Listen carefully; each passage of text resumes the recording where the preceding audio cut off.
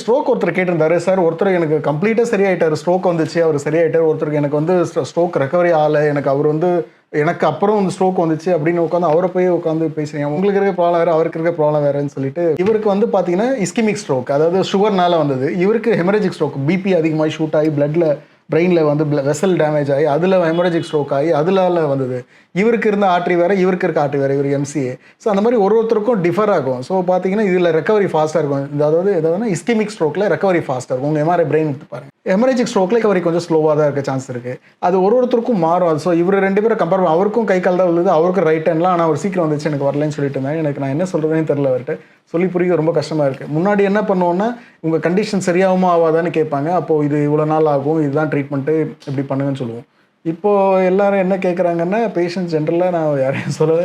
எங்களுக்கு இதான் கண்டிஷன், எங்களுக்கு தேஞ்சு போச்சு, எங்களுக்கு நர்வ் அஃபெக்ட் ஆயிருக்கு, இதுதான் எங்களுக்கு தெரியுது. நீங்க என்ன பண்ணுவீங்க? இது சரியாகுமா? எத்தன நாள் ஆகும்? அப்படின்ற மைண்ட் செட் ஆயிடுச்சு. ஆனா ஆஃப்டர் கோவிட் எல்லாருக்கும் மெடிக்கலோட விஷயம் நல்லா புரிஞ்சுச்சு. எல்லாருக்கும் என்ன அது ஒரு நல்ல விஷயம். எக்ஸ்பிளைன் பண்றது அவங்களுக்கு ஈஸியா இருக்கு. அவங்களுக்கு என்ன ப்ராப்ளம் தான் புரிஞ்சுக்கிறாங்க எல்லாம் ஓகே. பட் முன்னாடி வந்து இது சரியாகுமா ஆகாதா அப்படின்னு வச்சிருந்த போன இடத்துல இன்னைக்கு இந்த கண்டிஷன் இதுதானே தெளிவா இருக்காங்க. கூகுள்ல பார்த்து மொத்த ஸ்டோரியும் சொல்றாங்க. அதாவது சில பேர் டவுட்லாம் கேட்கும்போதே பார்த்தீங்கன்னா, அதில இருக்க ஒரு இதெல்லாம் கேட்கும்போது எங்களுக்கு பயங்கர ஆச்சரியமா எப்படி இவ்வளோ டெர்மினாலஜி அவ்வளோ கிளியரா படிச்சிருக்காங்கன்ற அளவுக்கு இருக்கும்.